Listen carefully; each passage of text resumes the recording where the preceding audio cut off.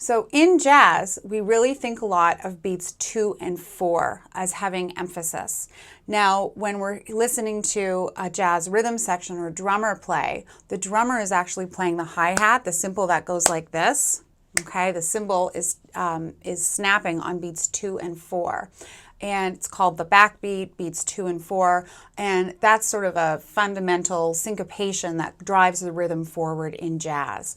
And so as a more advanced protocol, you can actually practice with the metronome ticking on 2 and 4. Okay, so all we're doing is changing the metronome to make it half the tempo that we were at before. So when we were at quarter note equals, we said 78, so we'll say 80, and I'll go to quarter note equals 40.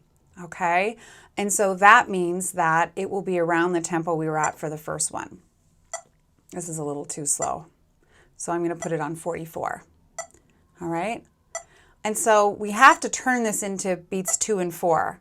Okay, so what you can do is when you hear the metronome tick, you can start counting 2 there.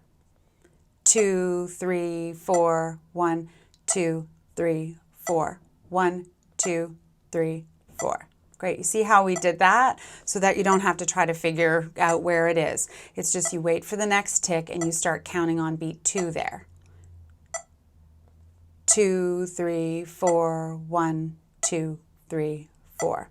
So once you do that, you're ready to count yourself in. So 2, 3, 4, 1, 2, 3, 4. 1, 2, 3, 4.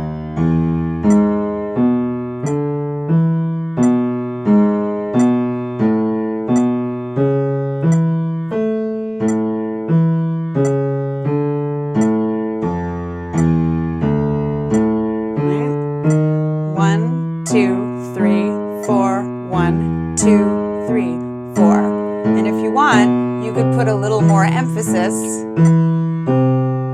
on beats 2 and 4.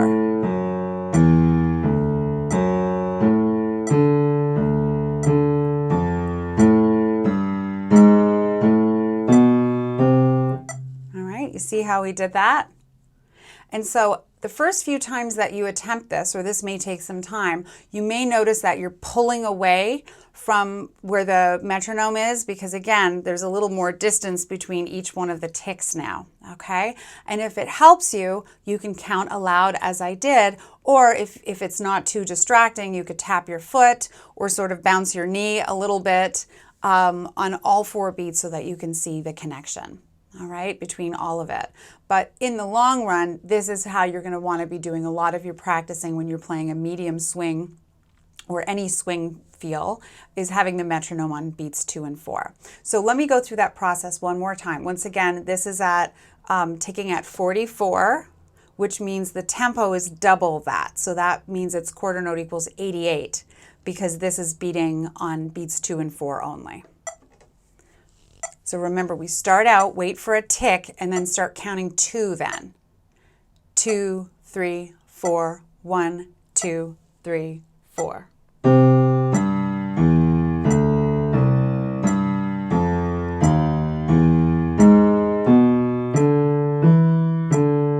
See how we did that? 1, 2, 3, 4, 1, 2, 3, 4, 1, 2, 3, 4, 1. 2, 3, 4. So that's how we can practice with the metronome in jazz. Step 1 is to practice, I'm going to recap. Just to recap, the first thing that we want to do is practice with the metronome ticking on all 4 beats of the bar. That will get us used to practicing with the metronome and get us used to working on our time a little bit. Our second step to this would be to practice with the metronome ticking on 2 and 4. And what you do is you take your tempo, whatever it is, and cut it in half. So if your tempo is approximately 88, then you would go to 44 and set the metronome for 44. And then once the ticking starts, when you hit the next tick, start counting on beat 2. And then you can count 4 beats in the bar as you're playing along with the metronome, or you can tap your foot or sort of jiggle your knee, whichever one works. So I do hope you start to practice with the metronome. My experience is as soon as you start working with the metronome on a daily basis, all of your playing will improve quite dramatically. Make sure that you subscribe to this YouTube channel by clicking the bottom right-hand corner of the screen where it says subscribe. And check out my website, www.pianoskills.singers. Let me try that again. Make sure that you click subscribe in the bottom right-hand corner of this video and check out my website, pianoskillsforsingers.com, the only online piano courses for singers created by a singer.